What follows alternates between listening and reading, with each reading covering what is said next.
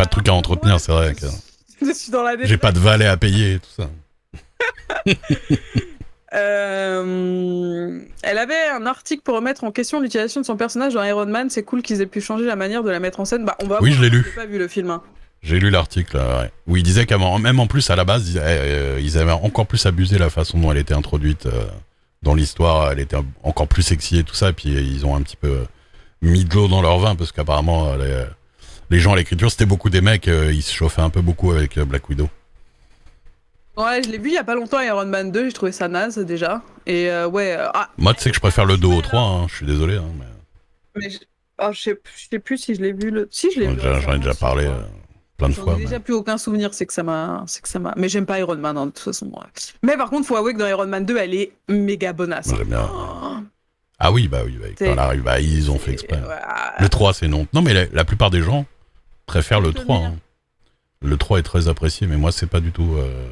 Je m'en souviens. J'aime quoi, le 3, il se passe quoi Le 3, c'est avec le petit gamin dans la grange et toute la baraque de Tony Stark qui se fait défoncer. À la fin, il y a 30 armures et. Ah oui. Et les mecs qui brûlent là. J'ai aimé aucun des deux. Mais j'aimerais bien revoir le 1, mais il est pas sur Disney+. Ils ont tous des défauts. C'est des histoires de droit. C'est des histoires de droit. Il y a plein de films qu'il n'y a pas en le 1 hein, dans les Disney et Marvel. Là. Il y en a plein qui. Scarlett et Henry Cavill. Bah, Scarlett et Henry Cavill sont en haut de la tier list. Voilà, moi, les deux me vont. J'aime. Alors, Scarlett, oui, Henry Cavill, il a jamais fait un truc qui m'a intéressé. Ah, si, Superman, ça va. Bah, en vrai, son personnage, Superman en soi, je suis pas ouf, mais. Mais c'est vrai que Man of Steel, ça a été un. Le directeur cut de. Oui. Justice League, là. Ah, il y est pas beaucoup. En même temps, c'est pas très grave. Si, il est beaucoup. Ouais, et la moitié du film, il est pas en vie déjà. Le rôle les plus sexy. Oh, Superman, c'est sexe quand même.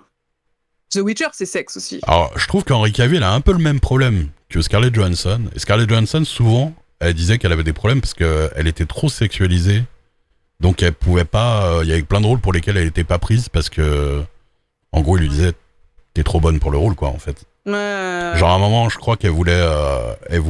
Elle voulait faire Podane ou je crois que c'était Podane pour je sais plus quoi. En plus. Un film ou une pièce, je sais plus. Et clairement, ils l'ont dit qu'elle allait pas dans le rôle parce qu'elle était trop sexuelle, quoi. C'est horrible, ça. En soi. Trop bonne. le gros problème. Oui. Alors, ça peut être un souci. Hein. Parce qu'on te voit d'une manière pas forcément positive. Donc, bah, je connais. Bah, pour le coup, c'est aussi ça qui lui rapporte beaucoup de rôles. Oui, c'est vrai que tu connais ce problème, bien sûr. Bah, je connais ce problème, ouais. Elle voulait faire Girl with a Tattoo aussi. Dis, putain, je suis trop bonne pour faire toutes ces choses de la vie, quoi. Enfin, ouais, elle a souvent eu des petits problèmes comme ça. Mais. Mariage Story sur Netflix, elle fait pas une bonasse, elle est excellente. Bah, mais en plus, elle joue bien quand elle a des rôles. Quand on lui propose des rôles.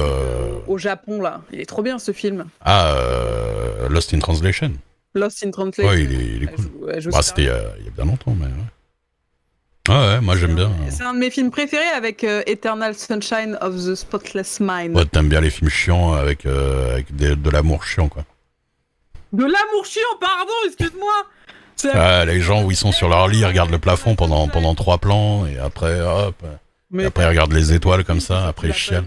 En vrai, je les ai vus, j'aime bien. Mais j'aime bien te faire chier. Non, mais après, c'est pas les films avec où il se passe le plus de trucs, quoi, on va dire. Bah, ça se chiale beaucoup, ça se chiale beaucoup l'un sur l'autre. Attends. Wow. Mais rôle de Jim Carrey notable, hein, puisque c'est une des rares fois où il fait un rôle il est incroyable, dramatique. Jim Carrey dans... Et où il fait même... Les deux, je crois même pas qu'il ait une scène où il fait le con tant que ça, à part peut-être pour rigoler avec sa copine. Ah, il fait pas du tout le con. Son rôle, c'est vraiment un mec introverti qui se fait chier dans la vie. Et du coup, non, il y a pas du tout ce côté. C'est plutôt elle qui joue la rigolote dans le film, quoi. Ah ouais, j'adore ce film-là. L'homme qui m'ennuyait à l'oreille des chevaux, je l'ai pas vu. Quoi? Eternal Sunshine of the Spotless Mind. Tu sais que... Translation, mais... Parce que Lost in Translation, tu te fais chier quand même un peu. C'est officiel qu'on peut dire juste Eternal Sunshine. Ah, d'accord. Parce que tout le monde a du mal avec le titre du film. Eternal Sunshine of the Spotless Mind. Ah ouais, grave. Le titre, je l'aime bien. Alors que bon, c'est vrai. Oui. Mais il est what the fuck. Mais si vous voulez regarder, honnêtement, c'est un film à conseiller, même si comme ça, on dirait. Ah, c'est incroyable. C'est vraiment des films qu'il faut même revoir parce que quand tu le vois la première fois, t'es un peu dans le truc et tout parce que c'est un peu c'est un peu fantastique. Eternal Sunshine. C'est un film de science-fiction, c'est classé là-dedans. Oui. Ah ouais. Bah, il y a de la science qui n'existe pas. Oui. Et alors quand tu le revois, tu vois la relation entre les deux.